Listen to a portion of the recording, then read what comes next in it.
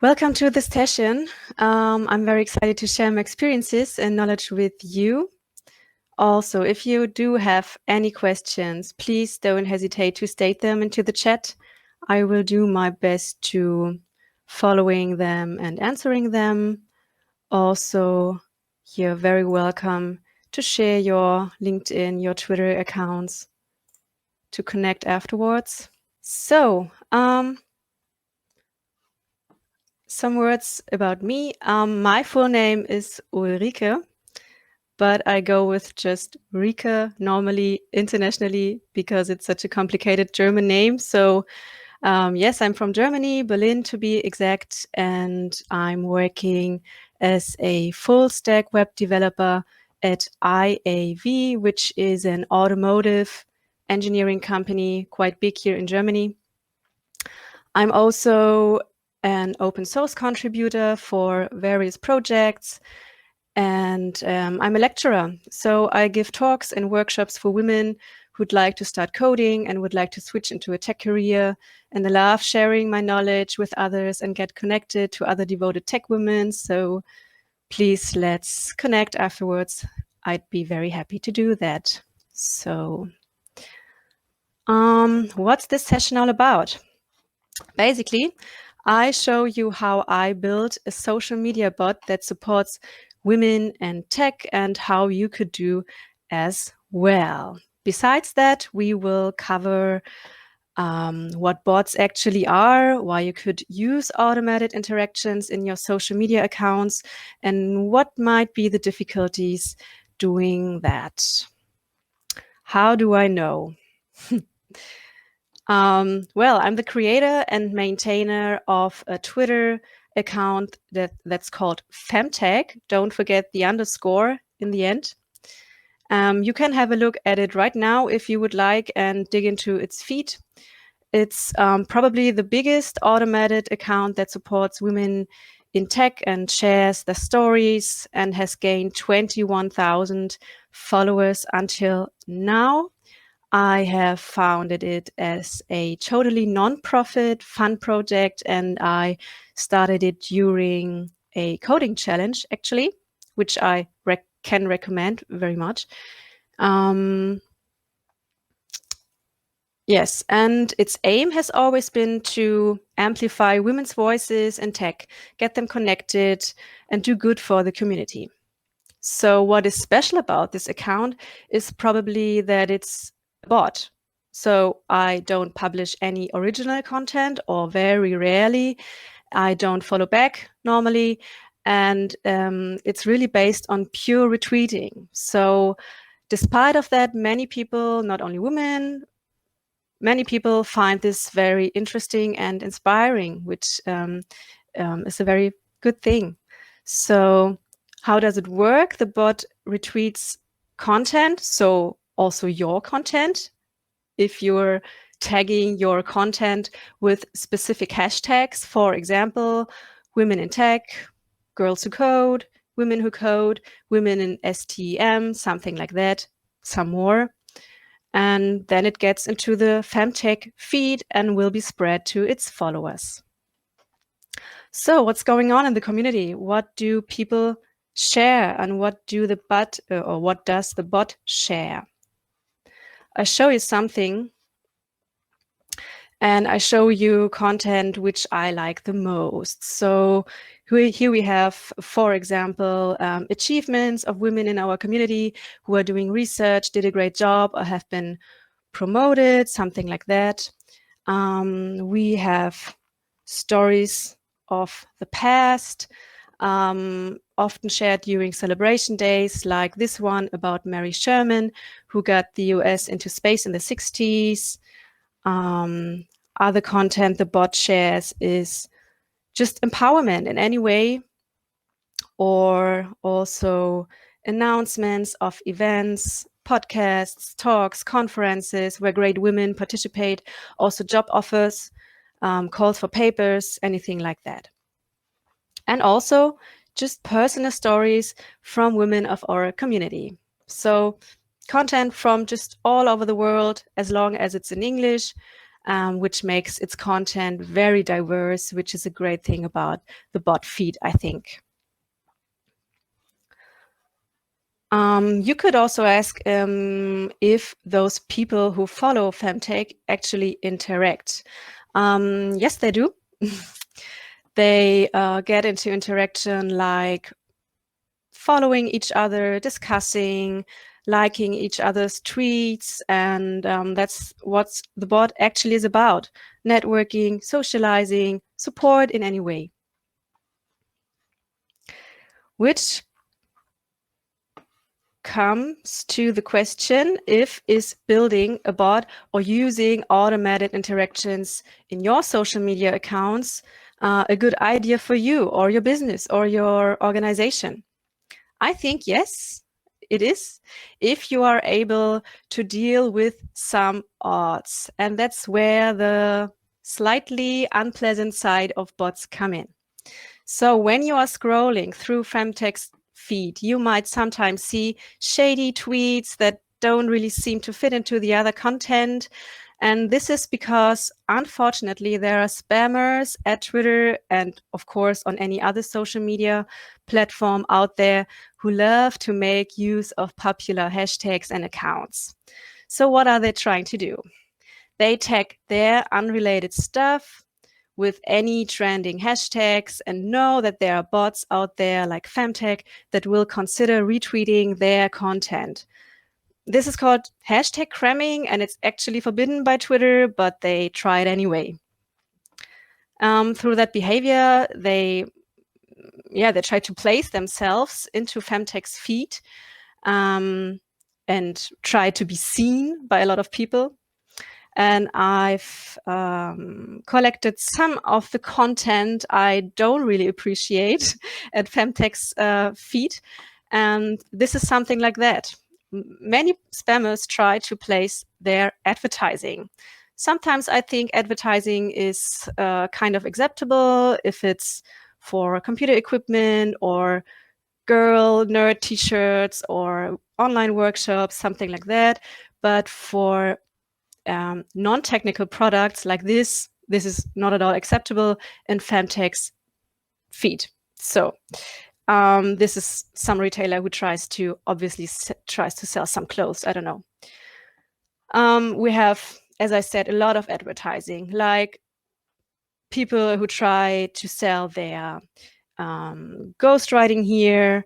We have these real estate guys who tag their tweet with women in STEM and try to, place their stuff at Femtech's feed, totally unrelated to women in tech, obviously.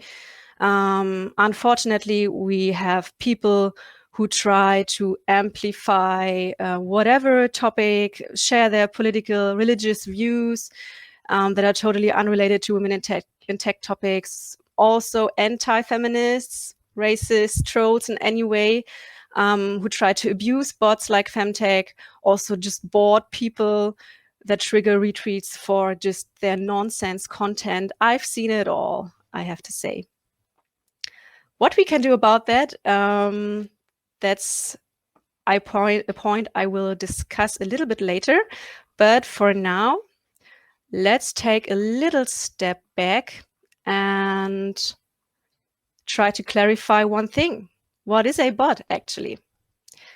In sum, a bot is an automated account, nothing more or less. That's what Yoel Roth, head of site integrity at Twitter, says. And what he means is that an account at Twitter or any other social platform that has mostly or only automated interactions is considered a bot. I think bots can be the absolute worst part of social networks when they are being unnerving and untrustworthy. And there have also been cases, you probably heard of them, where bot networks aggressively engaged in political affairs, something like that. But they can also be a very good thing.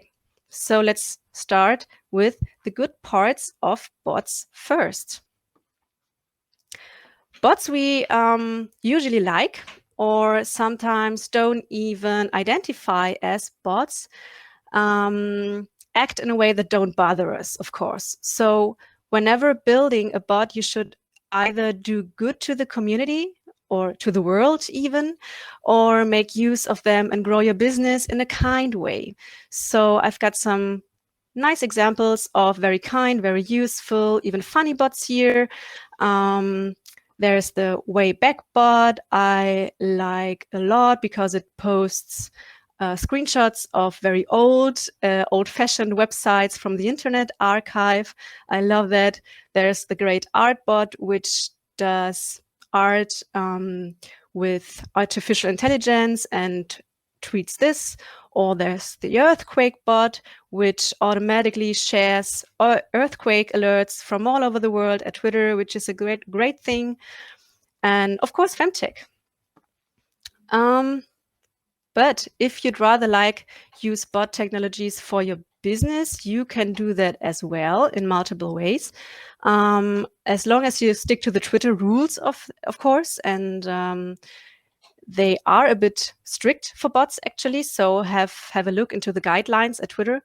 And just to name a few ways to grow your business through bot technologies, you could boost your social media engagement, for example, by auto-following, auto-retweeting your followers. You could provide first-level support to your customers and send automated direct messages or auto-respond to direct messages. You could automate your repetitive tasks and auto-tweet every article you publish or every podcast episode you publish. And you can set up a publishing schedule so you don't have to care for your Twitter feed manually, but to automate one thing or two here.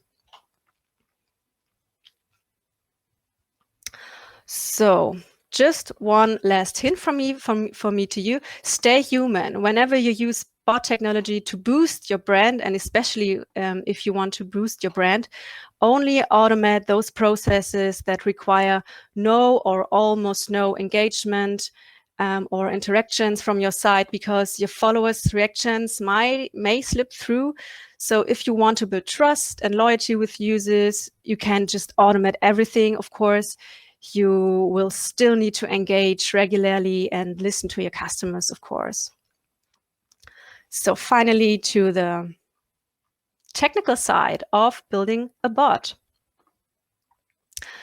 How you can build a bot yourself. There are actually two ways doing that. You can either use an automation tool.